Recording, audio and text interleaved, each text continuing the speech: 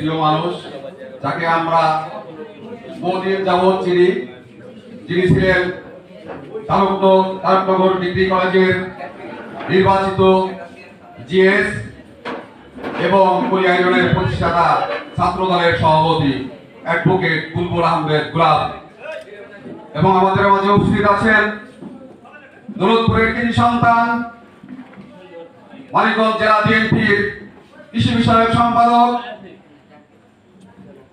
যিনি বারবার কারাবরণ করেছেন, যিনি বিএনপির জন্য সবসময় ঘাম ঝরিয়েছেন, কোনোদিন পিছপা হন নাই, কোন নির্যাতনকে ভয় পান নাই, সে হলো আমাদের প্রিয় লোকমান ভাই, বাংলাদেশ জাতীয়তাবাদী দলের মানিকগঞ্জ শাখার কৃষি বিষয়ক সম্পাদক।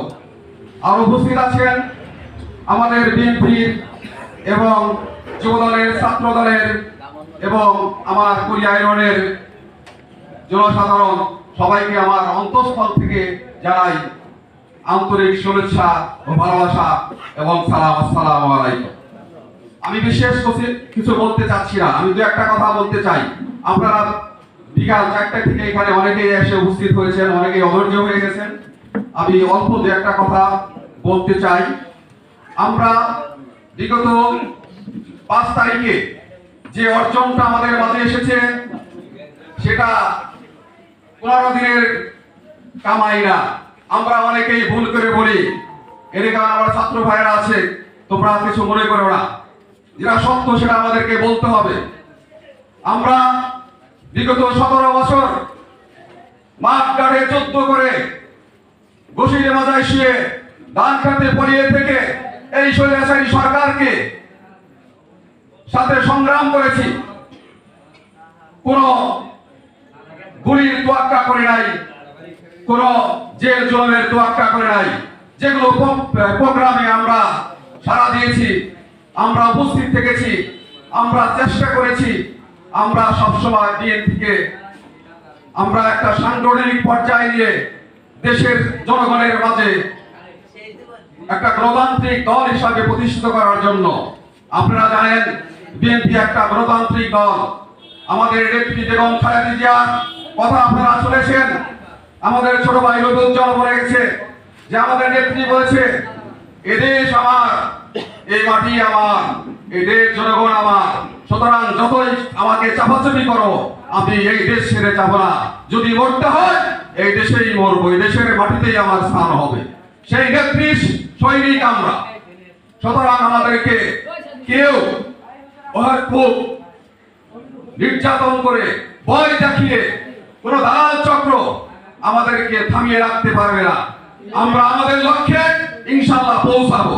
সুতরাং আমার একটাই দাবি আপনাদের কাছে, যারা এই কুলিয়া ইউনিয়নের জনগণ এবং ছাত্র ভাইরা আছেন, সবার কাছে আমার একটাই দাবি, আমরা যে অর্জনটা করেছি এটা শুধু ছাত্রদের না, বিগত 16 বছর বিএনপির নেতা কর্মীরা জেল জুলুম, গুম, হত্যা শিকার হয়ে আজকে একটা পর্যায়ে এসেছে বলে এই স্বৈরাচারীর সঙ্গে ছাত্ররা দাঁড়াতে সাহস পেয়েছে। না হলে সম্ভব ছিল না এই স্বৈরাচারী নেত্রীকে এই দেশ থেকে তাড়ানো। সুতরাং আমাদেরকে মনে রাখতে হবে এই অর্জন, এই স্বাধীনতা আমাদের ছাত্র জনতার ঐক্যের মাধ্যমে অর্জন হয়েছে। সুতরাং তাদেরকে সাবধান করে যাচ্ছি এবং সতর্ক করে দিয়ে যাচ্ছি, আমরা কিন্তু ঘুমিয়ে রই নাই, আমরা তামাশা দেখতেছি। ছাড় দেয় আল্লাহ বলছে, আমরা ছাড় দেই কিন্তু ছেড়ে দেই না। আমরাও তামাশা দেখতেছি, লাল কার্ড দেখিয়ে দিব, সাবধান হয়ে যাও তোমরা। আমরা বসে নাই, আমরা তামাশা দেখতেছি। সুতরাং আমি আমার ছাত্র ভাই এবং এলাকার জনসাধারণকে অনুরোধ করব, আমাদের যে অর্জনটা হয়েছে এটা কিন্তু সেই অর্জনটা আমরা শেষ প্রান্তে যেতে পারি নাই। এই অর্জনকে আমাদের ধরে রাখতে হবে। আমাদের উদ্দেশ্য হলো বাংলাদেশের মাটিতে জনসাধারণের ভালোবাসা নিয়ে একটা গণতান্ত্রিক দলকে ক্ষমতায় আনা। সেই গণতান্ত্রিক দলের নাম হইল বাংলাদেশ জাতীয়তাবাদী দল বিএনপি। সেই দলকে বাংলাদেশ যে জনগণের ভালোবাসা নিয়ে, ম্যান্ডেট নিয়ে ক্ষমতায় আসা। সুতরাং সেই পর্যন্ত আমাদের ধৈর্য ধারণ করতে হবে। আমাদের ধৈর্য কখনো মানুষকে ঠকায় না, ধৈর্য যে কোনো উত্তম সময়ে সর্বোচ্চ উপহার দেয়। সুতরাং আমি অনুরোধ করবো সবাইকে ধৈর্য ধারণ করা, ধৈর্য ধারণ করে প্রত্যেকের স্থান থেকে আমাদের কাজ করে যেতে হবে। আমাদের এখন একটাই কাজ, কোনো হানাহানি নয়, রাহাজানি নয়, কোনো মারামারি নয়, কাটাকাটি নয়। এই সমস্ত হানাহানি রাহাজানিকে প্রতিরোধ করে ধৈর্য ধারণ করে সবাইকে ভালোবাসা দিয়ে সবাইকে কাঁধে কাঁধ মিলিয়ে আমাদের লক্ষ্য অর্জন করতে হবে। আমাদের একটাই উদ্দেশ্য, দৌলতপুরীয় রসুমায়ের নয়ের মণি, যার মাধ্যমে এই মানিকগঞ্জ জেলা বিএনপির নেতা কর্মীরা একটা বসার জায়গা পেয়েছিল। যে কথা বলার, আমরা অনেক নেতা আছে, বড় বড় নেতা, আমরা কথা বলতে পারি না, কিন্তু আমাদের নেতা হিসেবে জিন্না ভাই একটা রাস্তার লোক থেকে শুরু করে সবার সাথেই সে কথা বলে, বুথ মেলায়।